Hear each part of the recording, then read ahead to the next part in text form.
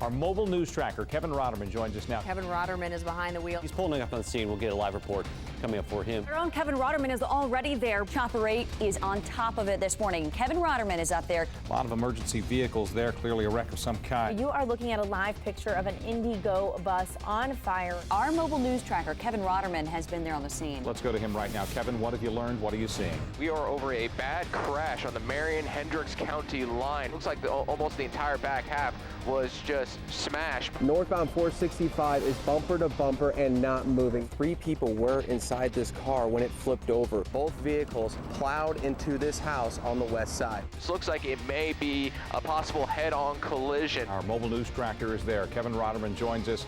A squad car involved in a crash. What have you seen? What do you know, Kevin?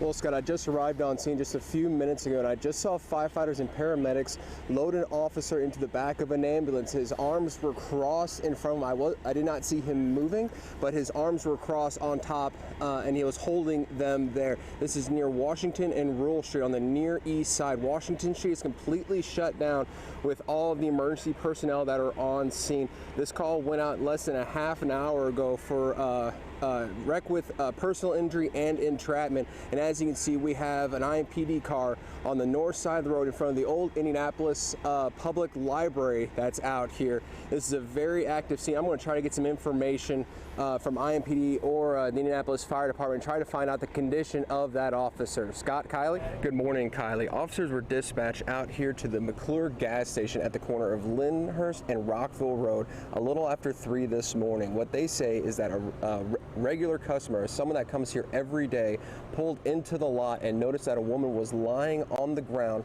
with massive head trauma. The woman was transported to Methodist Hospital where she was pronounced dead. Now, officers have confirmed that she was shot in the head, but they have not confirmed whether or not she was an employee of the gas station, because the gas station was supposed to be open at this time. It's a 24-hour gas station, but there was no one else tending the store at the time. Now, officers have said that there does appear to be some sort of, they described it as a tussle inside of the gas station, and they are currently processing that scene. They've had canine officers searching the grounds around the scene, and they noted that they are sadly familiar with the video system at this gas station because they've come here for robbery attempts before. Now, this story is updating minute by minute. Stay with Wish TV for any and all updates. Kylie? Actually, Ken, it's not in the eastbound or westbound lanes. It's in the dead center of the interstate. We have a rolled over truck sitting on its roof in the median of I-70 just to the west of 267 and Plainfield. Traffic that is heading westbound out of town is backed up all the way from 267 even farther. Anyone that's trying to get eastbound into Indianapolis right now, the backup goes to at least, I believe, is State Road 39.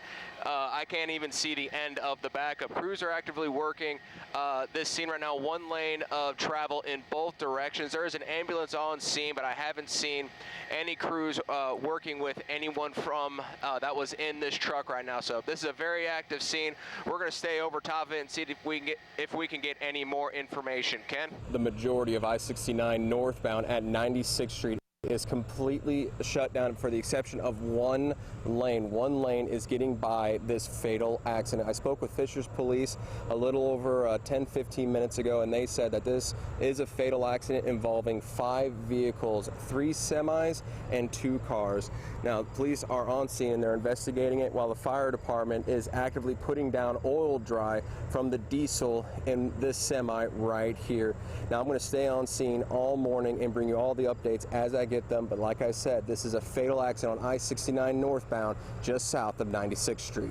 Yes, it definitely appears to be a barn of some sort, judging by the front of the building and just the sheer size. It appears the roof has collapsed. The tin roof has collapsed onto itself, just due to all the damage from this fire. The entire building is showing flames. Firefighters are actively working on the front entrance of this barn right now, working to try to get this under control.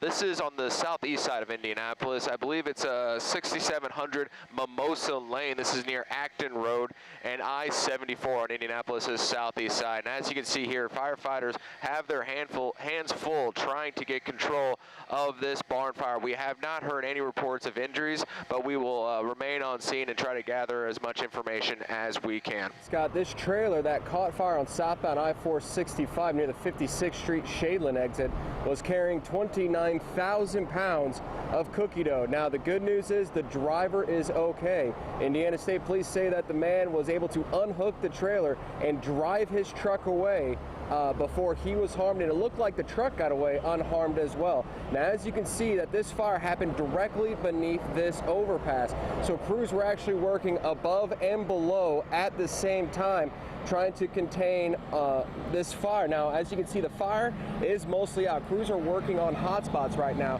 What I have not heard yet is whether or not the bridge itself is damaged, because as you can see, it is burning directly underneath of it, and there's a lot of cleanup that has to get done. There's a lot of damage, and I have no idea what's going to happen with the morning commute, but it's definitely something we need to keep an eye on this morning. Scott? Oh, absolutely. That's a vital overpass in the morning drive. I ask you this question not at all to be flippant, but just out of curiosity. 29,000 pounds of cookie dough. What does that smell like there?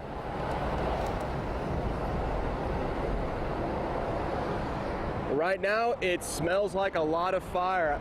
If the Indiana State Trooper didn't tell me that it was cookie dough burning, I never would have noticed it. The trooper himself chuckled about it just a little bit, but said chances are it's the trailer itself that's burning, not the dough, Scott.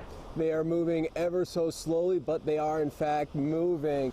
The folks that you just saw just a minute or two ago were absolutely ecstatic for the first time to be able to be moving. It's because of this right here. There's an NDOT truck slowly backing its way actually in the wrong direction through traffic, slowly salting the ground as police and other crews are working to guide people along the other side of the interstate, and they are slowly unwinding this backup. These vehicles that are moving up to me right now, I couldn't actually see them when I first arrived. They were around the bend. So they are slowly making their way towards Michigan Road on the north side for the first time in upwards of 9 hours. Marcus? That's right, Scott. Like I said, in my last hit, I witnessed a young man being wheeled away in a stretcher to an ambulance. I confirmed with IMPD that that young man was injured in a shooting here at 25th and Andrew J. Brown, right in front of this house. There is a bullet hole right here in the driver's side window of the Chevy Monte Carlo across the street from me. Officers say that the man has minor injuries. He was either grazed by the bullet or hurt by the glass. Officers did say they were looking for two suspects in a dark four-door car that led them on a short chase very close to here, but those suspects have gotten away. Officers are still looking for them, and they weren't able to give me any suspect descriptions at the time.